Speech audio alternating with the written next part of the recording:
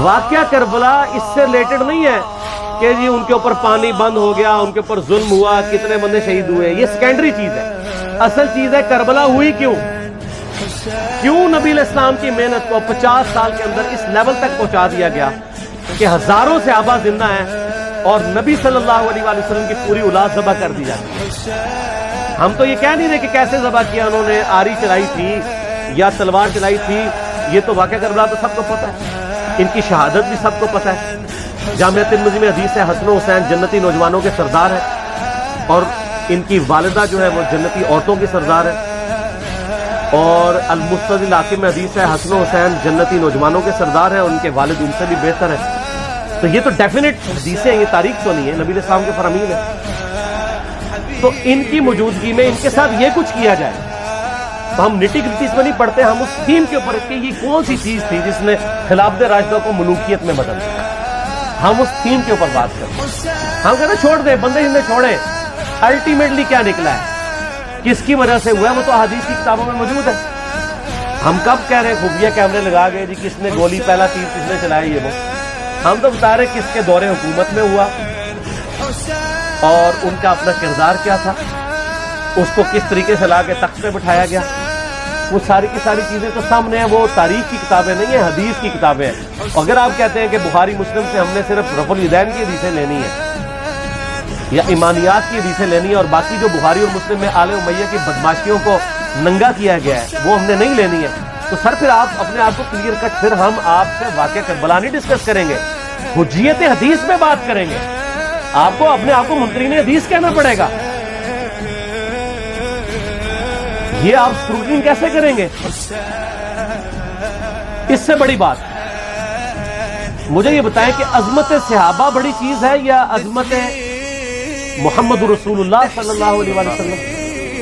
تو بریلوی یہی تو رونا رو رہے ہیں، وہ کہہ رہے ہیں جی قرآن میں تھوڑی آیات ہیں، آپ پھر مڑ مڑ کے پڑھتے ہیں قل انما انا بشر مثلکم، اس میں تو نبی علیہ السلام کی تنقیص ہو رہی ہے۔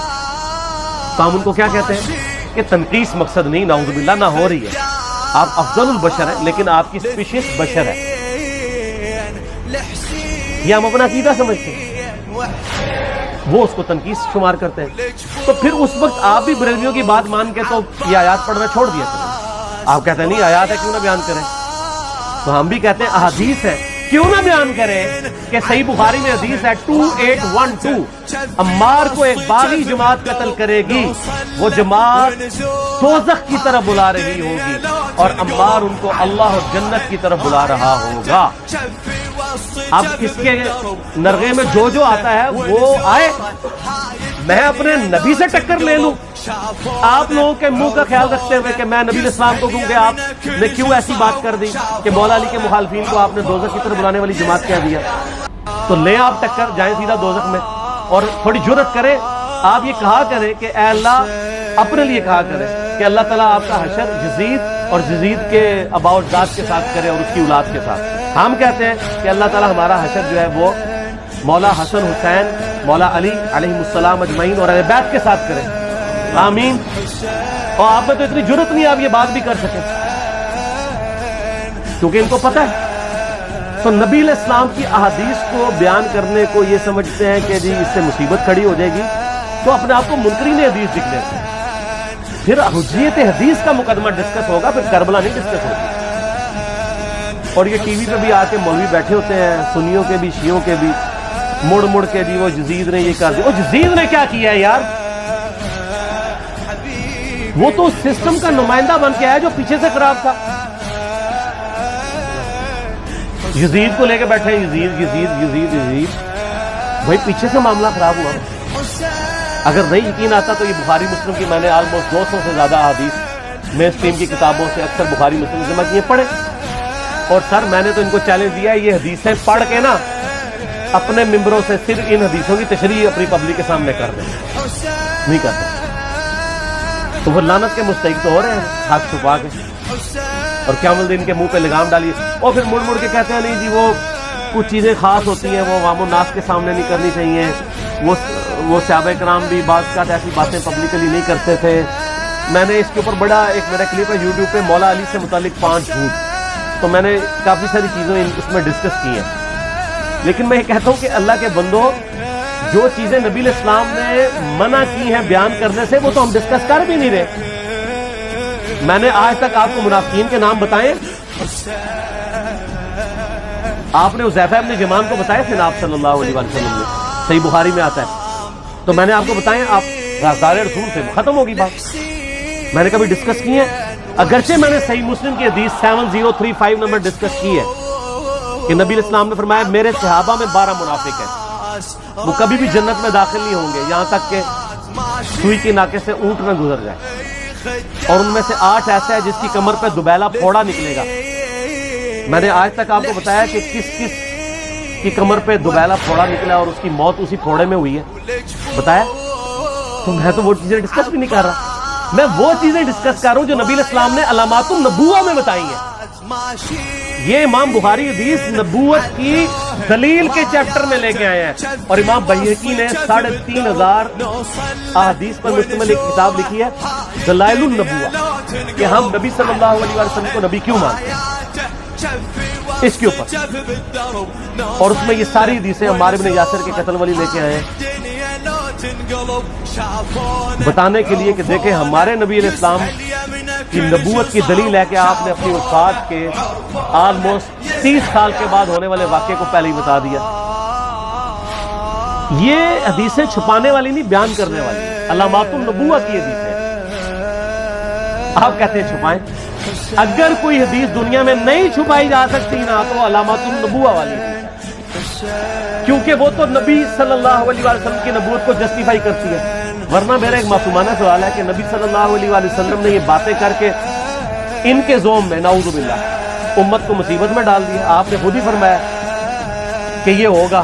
کیوں فرمایا آپ نے؟ میں تو بیان کر کے مجرم ہوں, تو جس نے مجھے خبر دی ہے ان کے بارے میں آپ کا کیا خیال ہے؟ یہ مسند احمد کی حدیث یہ میں نے گھر بیٹھ کے بنائی ہے کہ میری بیوی کا کیا حال ہوگا جس پہ خوف کے کتے بھونکیں گے.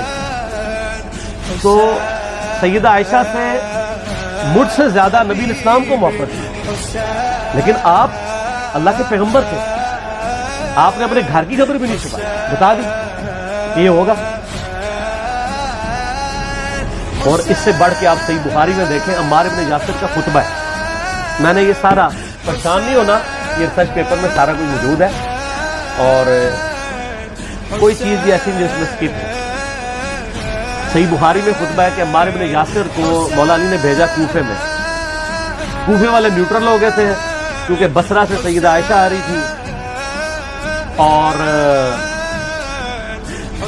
وہاں پہ انہوں نے کہا نہ ہم سیدہ عائشہ کا ساتھ دیں گے نہ مولا علی کا دیں گے. تو عمار بن یاسر کو تیار کرنے کے لیے, یعنی وہاں کے جو عوام تھی اس قتال کے لیے, مولا علی نے بھیجا. تو سیدنا عمار بن یاسر نے وہاں پہ کوفے کے منبر پہ خطبہ دیا. بخاری کے الفاظ ہیں, اوپر والی سیڑھی پہ عمار بن یاسر نے حسن ابن علی کو بٹھایا, حالانکہ حسن ابن علی سے 4 گنا بڑی عمر تھی عمار بن یاسر کی, 90 پلس ہو چکے ہوئے تھے, 3-4 گنا ان کی عمر تھی, لیکن اہل بیت کا احترام کیا. خود نچلی سیڑھی پہ بیٹھے. بخاری کے الفاظ ہیں کہ اے لوگو اللہ نے تمہیں آزمایا ہے, ایک طرف دنیا اور آخرت میں تمہارے نبی کی بیوی ہے سیدہ عائشہ, دنیا اور آخرت میں, یعنی عزت اپنی جگہ قائم. یہاں لوگ سمجھتے ہیں کسی کی غلطی آ گئی تو پتہ نہیں کیا ہو گیا, وہ یار اس کا مرتبہ اپنی جگہ ہے, غلطی اپنی جگہ ہے, پیغمبر نہیں ہے وہ. اور دوسری طرف علی ابن ابی طالب ہے. اللہ اب دیکھے گا تم عائشہ کی اطاعت کرتے ہو یا اللہ کی, علی کی نہیں اللہ کی. کیوں؟ یا ایھا الذین آمنوا اطیعوا اللہ واطیعوا الرسول واولی الامر منکم. ان کا اولو الامر مولا علی ہے, ان کی اطاعت واجب ہے. یہ اللہ نے آزمایا ہے کہ اللہ کی اطاعت کرتے ہو یا عائشہ کی. اور آپ حیران ہوں گے, یہ حدیث امام بخاری حضرت عائشہ کی فضیلت والے چیپٹر میں لے کے آئے ہیں. اگر امام بخاری مشورہ کر لیتے نا ناسبیوں سے تو انہوں نے کہا تھا سر آخری صحیح رکھو, پچھلا رہن دو, بلکہ پچھلے والا رکھو آخری والا رہن دو, کہ عائشہ دنیا اور آخرت میں. بس وہ حدیث گھڑنے کا میں آپ کو طریقہ بتاتا ہوں, کاٹ چھانٹ کرنے کا. وہ آدھی حدیثیں لکھتے ہیں نا, آدھی حدیثیں ایسے لکھتے ہیں امام بخاری کہ سیدہ عمار بن یاسر نے خطبے کے دوران فرمایا کہ سیدہ عائشہ دنیا اور آخرت میں تمہارے نبی کی بیوی ہے, بس. لیکن امام بخاری نے پوری حدیث لی ہے, آگے وہ بھی ڈالا ہے کہ اللہ آزما رہا ہے کہ عائشہ کی اطاعت کرتے ہو یا اللہ کی، جیسے آپ کے علماء کر رہے ہیں۔ صحیح مسلم کی حدیث 6488 آدھی بیان کرتے ہیں سارے مولوی، بریلوی، دیوبندی، اہل حدیث سب، میرے صحابہ کو برا مت کہو، اگر تم میں سے کسی نے احد پہاڑ کے برابر بھی سونا خیرات کر دیا اور میرے صحابہ نے ایک مد یعنی 600 گرام خیرات کی، آدھا کلو، اس کے آدھے کو بھی نہیں پہنچ بس۔ حالانکہ یہ مسلم کی حدیث سٹارٹ اس سے ہوتی ہے کہ عبد الرحمن بن عوف کو خالد بن ولید نے گالیاں دی جھگڑے کے دوران، حالانکہ دونوں مسلمان تھے، دونوں صحابی تھے۔ آپ نے حضرت خالد بن ولید کو بلا کے ڈانٹا، فرمایا تم میرے صحابہ کو برا مت کہو۔ تو خالد بن ولید نے تو آگے سے نہیں کہا حضور میں بھی صحابی ہوں۔ ان کو پتا تھا کہ عبد الرحمن بن عوف نے اس وقت اسلام قبول کیا جب اسلام کا مطلب تھا مار، تکلیف اٹھانا، اور خالد بن ولید نے گولڈن پیریڈ میں صلح حدیبیہ کے بعد اسلام قبول کیا۔ میں تم لوگ یہ کر رہے ہو، تم لوگ اگر احد پہاڑ کے برابر بھی سونا خیرات کر دو، یعنی صلح حدیبیہ کے بعد والے لوگ، لیکن ان کے برابر نہیں ہو سکتے۔ اور جو فتح مکہ پہ معافی مانگ کے مسلمان ہوئے ہیں طلقاء، مؤلفۃ القلوب آل امیہ، ان کا تو لیول ہی کچھ نہیں ہے۔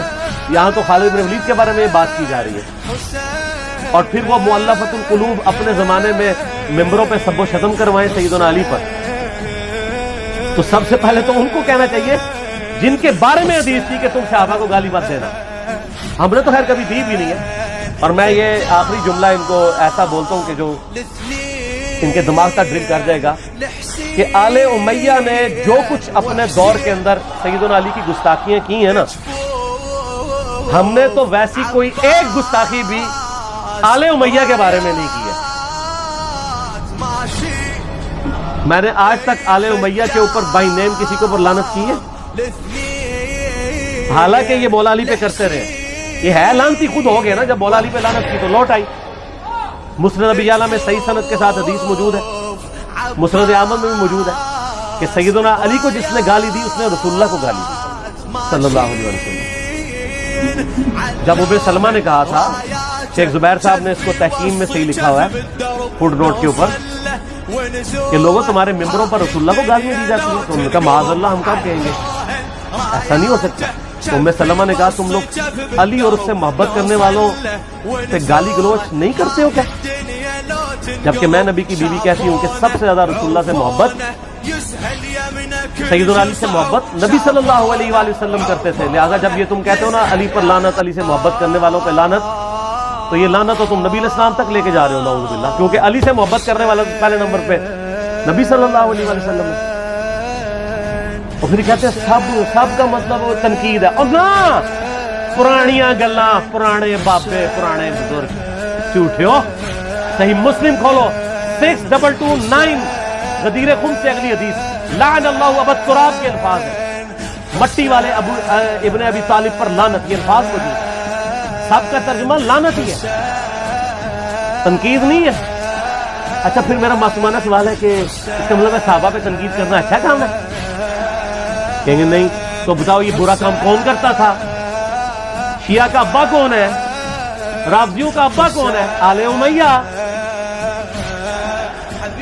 تو لہذا شیعہ میں کہنا کہ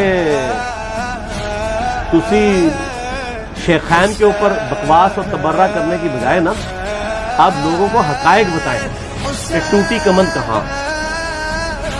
سب مجرمین آل امیہ، اور یہ آل امیہ اور بنو ہاشم کی لڑائیاں نبی علیہ السلام کی بعثت سے پہلے چل رہی، صدیوں سے چل رہی۔